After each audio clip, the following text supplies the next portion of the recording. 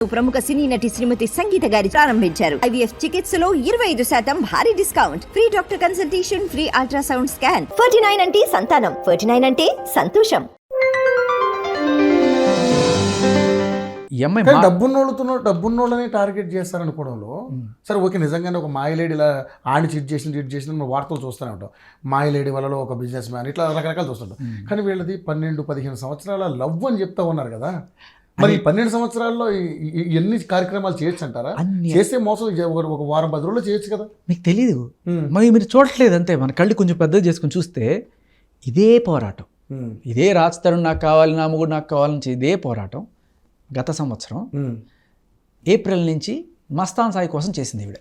గుంటూరులో ఒక పోరాటం, అక్కడ అతని మీద కేసు పెట్టింది. ఏమని పెట్టింది? రేపు, అటెంప్ట్ మర్డర్ ఇవన్నీ పెట్టి నన్ను వాడుకున్నాడు చాలా రోజులు.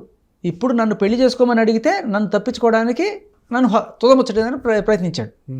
ఇదే ఆయన మీద కేసు ఆవిడ పెట్టింది. ఈరోజు ఏమంటది? అసలు ఆ కేసే నేను పెట్టలేదు, నాతో పెట్టించారు, అసలు ఆ ఎఫ్ఐఆర్కి నాకు సంబంధం లేదు, ఆ రాత నాది కాదు, ఆ సంతకం నీదే అంటే ఆ సంతకం కూడా దానికి క్లారిటీ ఇవ్వట్లే. సో మస్తాన్ సాయితో ఇవంతా మళ్ళీ ఉన్నాయన్న సంగతి ఇక్కడ తేడతెల్లం అవుతున్నట్టు ఉంది. అదే అంటున్నది. ఇప్పుడు నా చేత పెట్టించారు అంటే సంబంధాలు ఉన్నట్టే కదా. నా చేత పెట్టించారు, రాజతరుణే పెట్టించాడు. మళ్ళీ ఇలాంటి మాటలనే చెప్తూ ఏదో రకంగా మీడియాని అప్పటికీ కూడా ఇంకొంతమంది నమ్మేవాళ్ళు ఉంటారు కదా, ఈ పాపం ఆడుకూతురు నిజమే అయ్యుండొచ్చు, రాజతరుణ్ణి ఇలా అయ్యుండొచ్చు, ఇలా చేస్తున్నారు కదా. ఓకే. సో తర్వాత ఒక ఆడియో కాల్ రిలీజ్ అయింది, ఆడియో రికార్డ్. దాంట్లో ఆవిడ గట్టిగా అరవడం, పచ్చి బూతులు తిట్టడం, అమ్మని తిట్టడం, రాజతరుణ్ణి కుక్కను కొట్టినట్టు కొట్టడం, ఇవంతా కూడా మనం గమనించాం. దాంట్లో అంత పడుతూ ఆ మనిషి ఈ ఆడియో రికార్డ్ చేసినప్పుడు అందరూ ఏమనుకున్నారంటే, ఓహో రాజతరుణ్ చాలా ప్లాన్డ్గా ముందే రికార్డ్ చేసుకున్నాడు ఈ అమ్మాయిని ఇరికించడానికి అనుకున్నారు. కానీ మీరు జాగ్రత్తగా గమనిస్తే ఆ ఆడియోలో ఒక పర్టికులర్ పాయింట్లో ఆవిడ పోలీసులకు ఫోన్ చేస్తూ ఉంటుంది.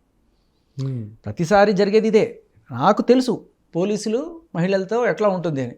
మహిళ వెళ్ళి బయటకు వెళ్ళి నాకు అన్యాయం జరిగిందంటే వచ్చేస్తారు పోలీసులు.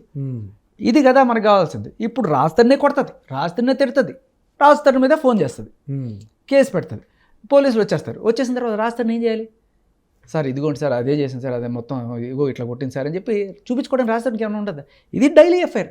ఇంకొకటి ఏంటంటే ఒక సైకో బిహేవియర్ ఉంటుంది. అదేంటంటే రోజు ఈ డ్రగ్స్ కానీ ఇవి కానీ ఇవన్నీ ఉన్న తర్వాత బాగా పచ్చి బూతులు తిట్టుకోవాలి, కానీ కొట్టినట్టు కొట్టాలి, అప్పుడు తృప్తిగా వెళ్ళి పడుకుంటారు అన్నమాట. రోజు ఇది ఒక గొడవ ఉంటే కానీ వాళ్ళకి తృప్తిగా, ఇది ఒక సైకాలజీ. అదే అలాంటిది రాజతరుణ్ పడి చాలా రోజులు భరించాడు.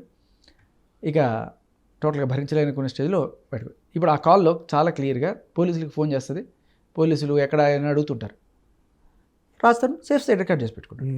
అప్పుడు కూడా బయట పెట్టాలి రాజతరుణ్. ఇవాళ నువ్వు వెళ్ళి పోలీసుల ముందు కూర్చొని అయ్యో నాకు అన్యాయం జరిగిపోతుంది అని చెప్పినప్పుడు ఆయన డిఫెన్స్లో ఆయన బయట పెట్టుకున్నాడు. ఇలాంటి 100 కాల్స్ ఉన్నాయి. ఒకటే చూపించిన 10 ఏళ్ళ జీవితం ఎలా డిసైడ్ చేస్తాను? కాదమ్మా, చాలా కాల్సే ఉన్నాయి, అన్నీ కూడా బయట పెట్టచ్చు.